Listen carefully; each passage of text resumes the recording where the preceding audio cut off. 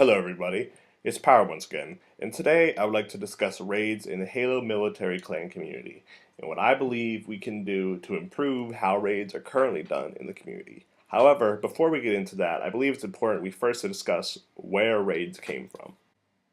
Raids originated in Halo 3, and in particular under General JB and Shadow Sniper, under the USC and MOH or RAB clans.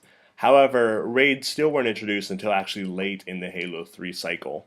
Uh, they originally arose after the release of a DLC which included the map Sandbox, which was the first large Forge centric map.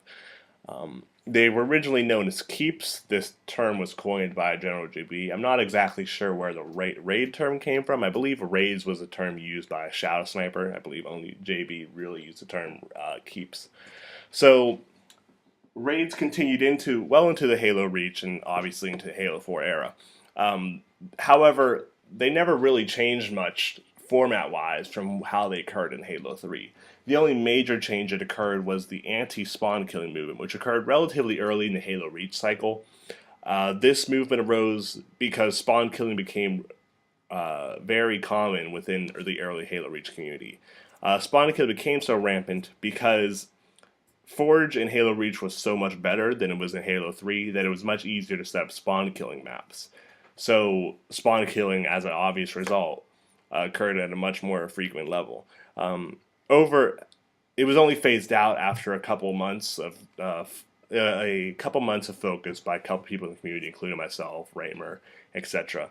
It really just had to pool clans together to really get this idea to change. And after a couple months, we were successful, and spawn killing was effectively phased out of the Halo Reach community.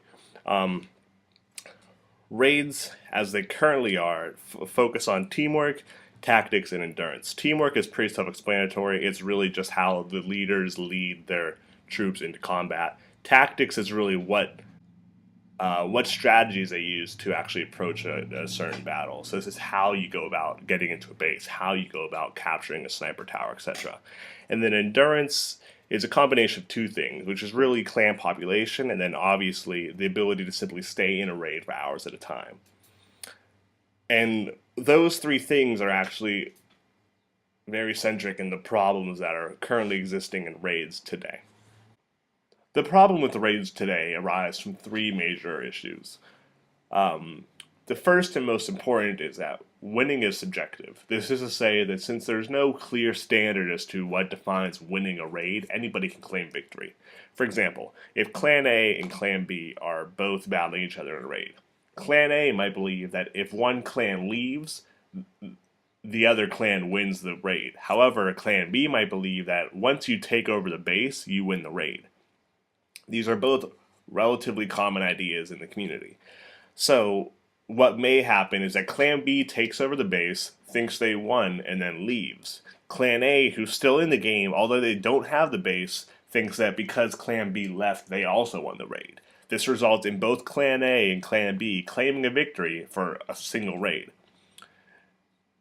The next problem that really arises is that the winner of a raid cannot easily be determined by a third party. This is to say that if Clan B and Clan A are in a raid together, and Clan C hears about this raid, there's no easy way for Clan C to verify who won this.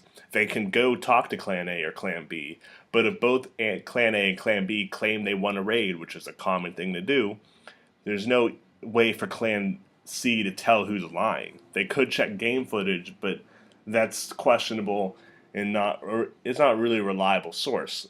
So it's very hard for a third party to verify who won a raid.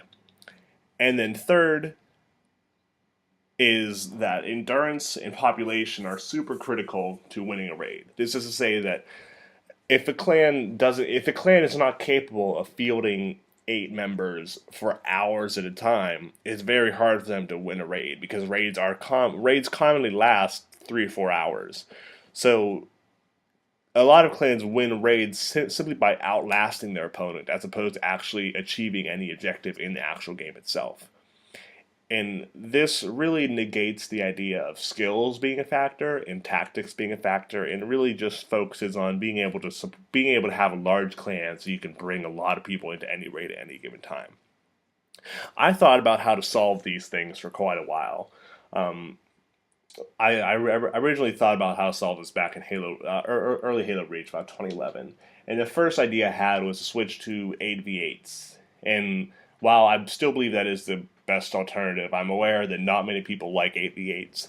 So I believe that the best next option is to actually go with uh, changing the raid format we have currently in a particular way that make it to solve the three problems I just listed. So the ideas I came up with was to switch to either one flag or one bomb based raids. Before you dismiss these, because I know a lot of people don't really like objective based game modes, first off, let me tell you why there is a really small transition to make, and then I'll explain the clear benefits these have over a current raid format. So the transition to bomb and flag game modes would not be difficult and wouldn't be that long. You could still use the current maps you use today. You simply change the game mode and add a flag spawn or a bomb spawn point, which really only takes like 3 or 4 minutes to convert a current map we have into a flag or bomb based raid map. So the transition itself isn't that hard. The idea primarily is that a team will either the team who's defending the base will either have a flag spawn in their base, then the attackers have to go in, take the flag, and bring it back to their spawn point. Or the attackers spawn with the bomb, and they're charged with bringing this bomb into the enemy base and detonating the bomb. So now I believe it's a relatively understood thing as to what these proposals are. I'm going to get into exactly why there's such a clear alternative and clear better choice than the current Slayer-based game modes we use today. So to compare the benefits of Slayer-based and more importantly why bomb and flag-based game modes are better than Slayer-based game modes, I devised this brief little chart to help you visualize this. Slayer and then flag and bomb based game modes don't vary much in regards to teamwork. Leaders still have to communicate orders to their subordinates as to how to best approach the situation. The changes occur in the tactics and endurance and then other. So the tactics change between Slayer and bomb based game modes, in that bomb and flag based game modes require far more advanced and far more detailed tactics in Slayer-based game modes. It requires the leader of a raid to not only think about how to best get into this base, but also how to best defend the bomb, or how to best escort the flag, or how to best escort the bomb carrier into the base to detonate the bomb and protect the bomb site. There's just a lot more variables in the clan leader's mind when he's actually approaching a raid. And it's also a much better reflection of the ability of a clan leader to lead his troops in a battle. It also requires the clan training be much. It's much the training that a clan would need to participate in these battles is far more intensive than the current training a lot of clans go under right now. Right now, a lot of training is like you need to climb this hill, or you need to just do this BR battle, stuff like that. While objective-based game modes really require you to worry about who fills what role, or how, or like what formations or what positions in the map you want to hold when you're actually attacking a base. And beyond that, it also requires a clan leader to really think about how to best approach a map, because it's not uncommon for a clan leader to attack a map he's never seen before. So it really requires a leader and also his members to best evaluate how to adapt this current objective to this map they're playing on. And it requires a lot more thinking and far more advanced decisions to be made by clan leaders than what's currently undergone today. And that should really help to separate quality clans from bad clans. Beyond that, and it's also an important thing, is the changes with the regards to endurance between Slayer-based and then objective-based raids. While endurance in Slayer-based game modes, a lot of times is probably the most important factor, because a clan could simply pull in all of its allies to fill up a lobby. With using your allies can never possibly hurt you in a Slayer-based game mode, as opposed to objective-based game modes where, while allies are still beneficial, they do harm you a little bit. For example, because bomb and flag based objectives require so much more training. If you pull in an ally, your ally might not be trained in the same way as you are, or might not approach a battle the same way you do.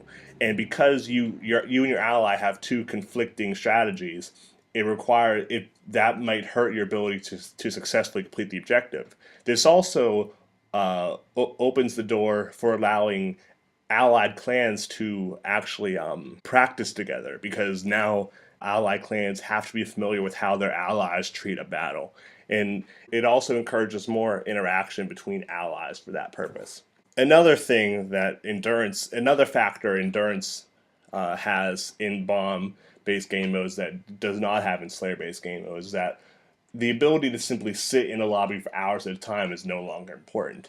Because if you don't detonate the bomb or you don't capture the flag, you don't win. It's a very clear line as to what defines a win and what doesn't. So to simply fill up a lobby all day and sit in there doesn't really matter if you still can't complete the objective. So that factor of the endurance thing is really gone, and I think that's beneficial long term.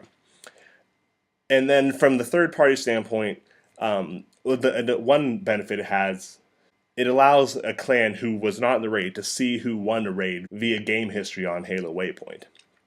It also discourages raids to occur on meetings and clan practices. And this is important because a lot of clans rack up clan victories by simply attacking clan practices or clan meetings, where in the clan meeting or clan practice you might only have 3 or 4 people in there. So if you bring 13 people into a practice or a meeting, you're obviously going to claim that win.